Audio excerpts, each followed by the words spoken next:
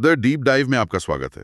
नमस्कार। आज हम संचित टकसाली की किताब द ट्रूथ अबाउट इन्वेस्टिंग से एक और बहुत दिलचस्प मिथ पर बात करने वाले हैं। सोचिए आपका कोई करीबी दोस्त या रिश्तेदार एक नई इन्वेस्टमेंट स्कीम लेके आता है। हाँ, ये तो अक्सर होता है। और आप मना भी नहीं कर पाते और वो स्कीम ठीक से समझ भी नहीं आ रही, तो ज्यादातर लोग क्या करते हैं, चलो थोड़ा सा पैसा लगा के देख लेते हैं। बिल्कुल। आज हम इसी चलो देख लेते हैं वाली सोच के छुपे हुए नुकसान पर बात करेंगे। और ये बात हमें सीधे आज के मिथ पर लाती है। मिथ नंबर 16, ये बताओ देना कितना है, इतना नहीं दे पाऊंगा। अच्छा। मतलब हम निवेश को नेटवर्थ बनाने के बजाय रिश्ते निभाने का जरिया बना लेते हैं। हाँ। बातचीत शुरू होती है सलाहकार के प्लान से, लेकिन खत्म होती है हमारे इस सवाल पर, बताओ कितना देना है, और बस यहीं से सारा फोकस बदल जाता है। हाँ, निवेश के लक्ष्य, उसका फायदा नुकसान, ये सब तो पीछे ही छूट जाता है। सब कुछ। सारा ध्यान सिर्फ इस पर आ जाता है कि कम से कम कितनी रकम देकर काम चलाया जा सकता है। लेकिन इसमें हर्जी क्या है? हो सकता है छोटी रकम से किसी का भरोसा जीतना हो, या बस रिश्ता बनाए रखने के लिए एक छोटा सा टोकन अमाउंट दे दिया। इसमें क्या बड़ा नुकसान है? यही तो सबसे बड़ी गलत धारणा है। किताब इसे एक मानसिक जाल कहती है। मानसिक जाल? हाँ, हम सोचते हैं कि हम 5,000 रुपए का निवेश कर रहे हैं, पर असल में हम 5,000 रुपए में एक रिश्ता खरीद रहे हैं। अच्छा। और जो चीज खरीदी जाती है उसकी कीमत वक्त के साथ घटती है, जबकि निवेश की कीमत बढ़नी चाहिए।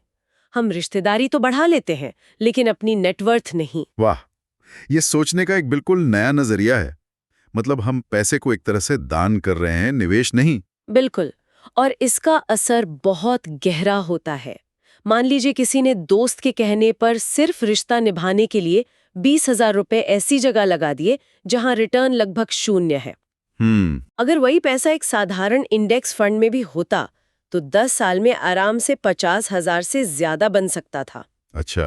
तो उस रिश्ते को निभाने की कीमत 30,000 रुपए पड़ी। ये है अवसर की लागत, यानी अपॉर्चुनिटी कॉस्ट, जिसे हम नजरअंदाज कर देते हैं। ये तो बहुत बड़ा नुकसान है जिसे कोई हिसाब में ही नहीं रखता। तो फिर किताब इस भावनात्मक जाल से निकलने का क्या रास्ता बताती है? सोल्यूशन है। निवेश का फोकस कहाँ होना चाहिए? सोल्यूशन है फोकस को वापस सही जगह लाना, यानी अपने फाइनेंशियल गोल पर। किताब कहती है कि किसी की बातों में आने के बजाय हमें एक प्रैक्टिकल तरीका अपनाना चाहिए और कुछ बुनियादी सवाल पूछने चाहिए। इससे सारी तस्वीर साफ हो जाती है। अच्छा, तो ये सवाल क्या है? सबसे पहला और सबसे जरूरी सवाल है, क्या इस निवेश पर एक पैसा भी खर्च करना जरूरी है? अगर हाँ, तो इसका असल उपयोग क्या है? क्या ये सच में मेरी जरूरत है या बस मुझे बेचा जा रहा है? बिल्कुल। ये तो पहला ही सवाल बहुत मुश्किल है। सामने कोई दोस्त या रिश्तेदार हो तो ऐसा पूछने में झिझक होती है। हाँ, लोगों को लगता है कि सामने वाला बुरा मान जाएगा। सही बात है। और इसी झिझक का फायदा उठाया जाता है।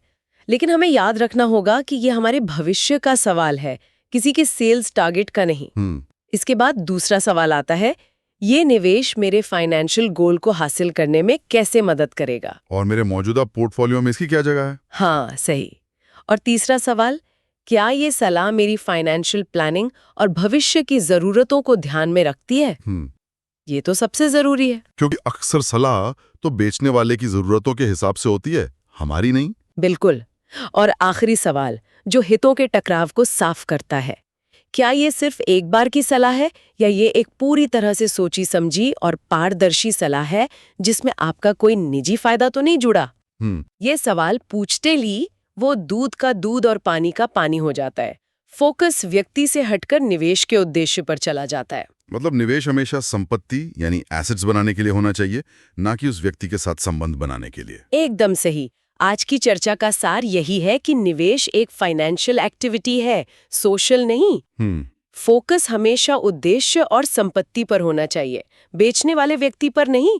यहाँ एक सवाल है जो हमारे सुनने वालों को सोचना चाहिए। बताइए। अगर हम हर निवेश की बातचीत को अपने भविष्य के लिए एक बिजनेस नेगोशिएशन की तरह देखें, न कि एक दोस्ताना बातचीत की तरह, तो हमारे फैसले कितने बदल जाएंगे? बहुत ही दमदार सवाल। अगली बार हम उस आम धारणा पर बात करेंगे जहां निवेश को सिर्फ खर्चे निकालने का जरिया माना जाता है। अच्छा। हमारा अगला मिथ होगा, investments are about creating a source of income, not limited to spending. मेरे खर्चे निकल जाएं। क्या निवेश का एकमात्र उद्देश्य मासिक खर्चों को पूरा करना होना चाहिए? जानने के लिए अगला अंक जरूर सुनिए। बिल्कुल। जय गुरुदेव। जय गुरुदेव।